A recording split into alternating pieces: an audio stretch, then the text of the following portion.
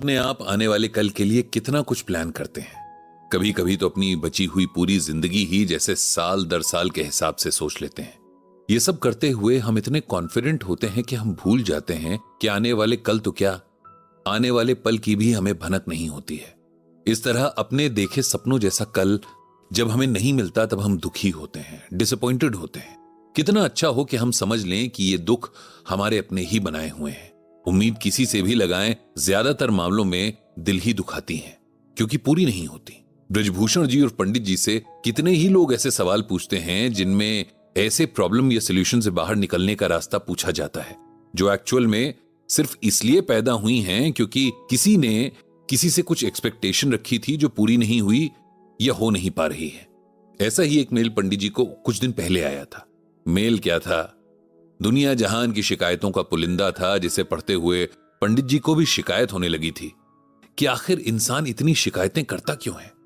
यह मेल एक ऐसे इंसान ने भेजा था जिसके हिसाब से दुनिया की हर अच्छी बात उसमें है और बाकी हर इंसान में बुराइयां भरी हैं।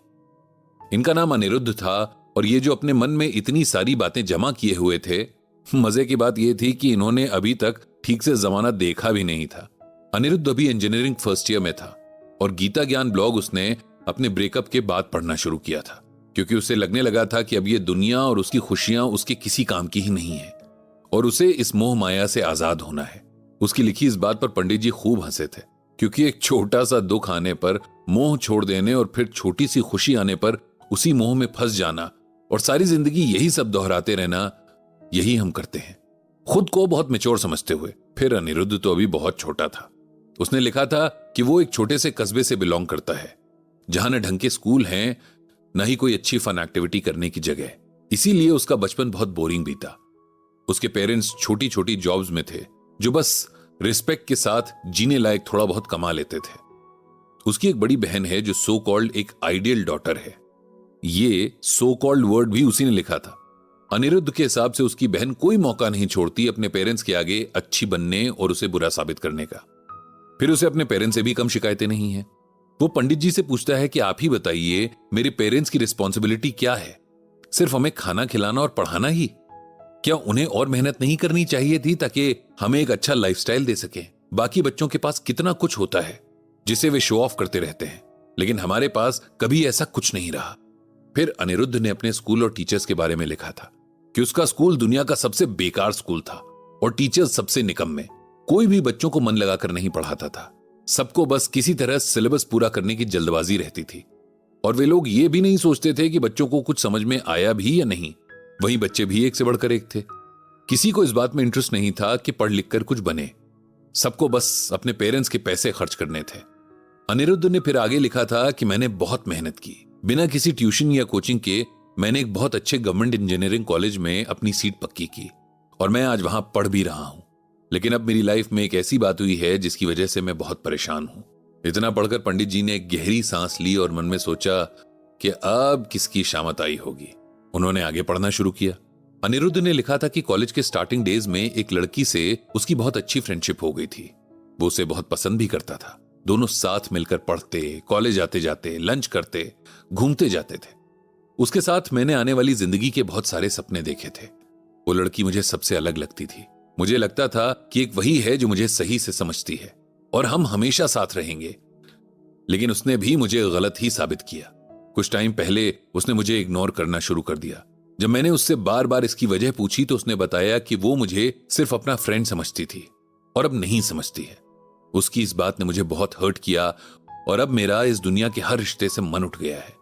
मैं मोह माया छोड़ देना चाहता हूं क्योंकि इससे मुझे सिर्फ दुख ही मिल रहा है और कुछ भी नहीं।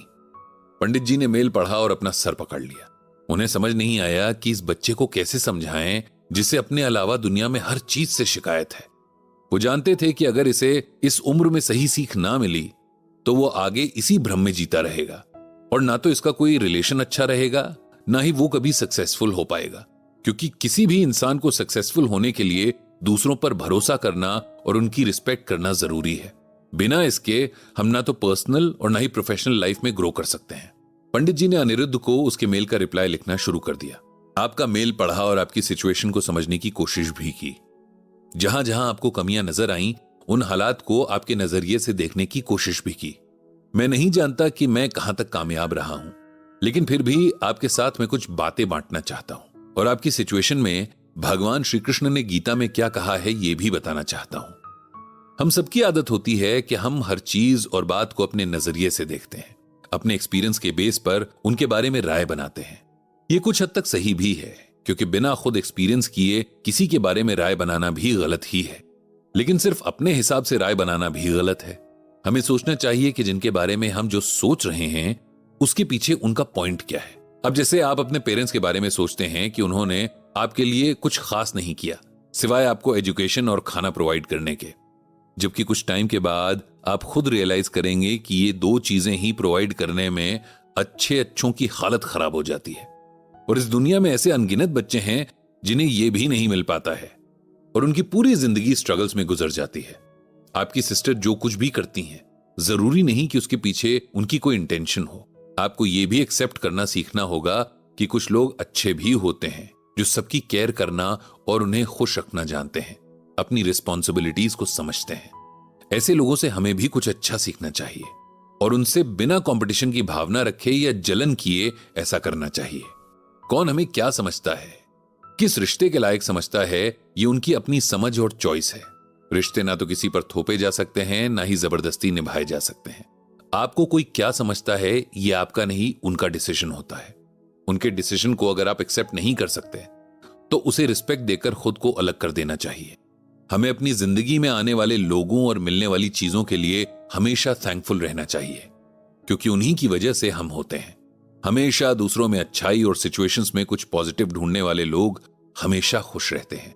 अगर दुनिया के झमेलों से मुक्त होना है तब सिर्फ एक ही रास्ता बचता है कि हम खुद को भगवान की भक्ति में लगा दें और जैसा जीवन जीने के लिए उन्होंने कहा है वैसा ही जिएं। श्रीमद् भगवद गीता में भगवान श्री कृष्ण ने कहा है, मन मना भव मद भक्तो मद्याजी माम नमस्कुरु मामे वैश्यसी युक्त वैवम आत्मनम मत परायणः।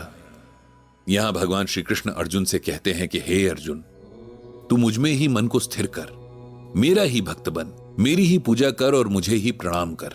इस प्रकार अपने मन को मुझ परमात्मा में पूर्ण रूप से स्थिर करके मेरी शरण होकर तू निश्चित रूप से मुझे ही प्राप्त होगा। इसे सिंपल वर्ड्स में इस तरह से समझते हैं कि भगवान अर्जुन से कह रहे हैं कि अगर तुम एवरलास्टिंग शांति और इस जन्म और मृत्यु के जाल से मुक्ति चाहते हो तो अपने मन को पूरी तरह से मुझ में ही लगा दो। मेरा भक्त बनकर मेरी पूजा करते हुए अपने मन में पूरी तरह मुझे रखते हुए मेरी शरण में आ जाओ। ऐसा करने से तुम्हें मैं यानी परमात्मा मिल जाऊंगा। यहां भगवान अर्जुन को अपना मन इधर उधर भटकाने के बजाय एक जगह यानी परमात्मा पर लगाने को कह रहे हैं, ताकि उसके लिए मुक्ति का रास्ता खुल सके। और लास्ट में मोह माया छोड़ने वाली तुम्हारी बात पर इतना ही कहना है कि पहले यह समझो कि ये असल में होते क्या है। इसके लिए कभी डिटेल में बात करेंगे। तब तक तुम रोज श्रीमद् भगवद गीता का पाठ करना शुरू कर दो। इतना लिखकर पंडित जी ने मेल सेंड कर दी।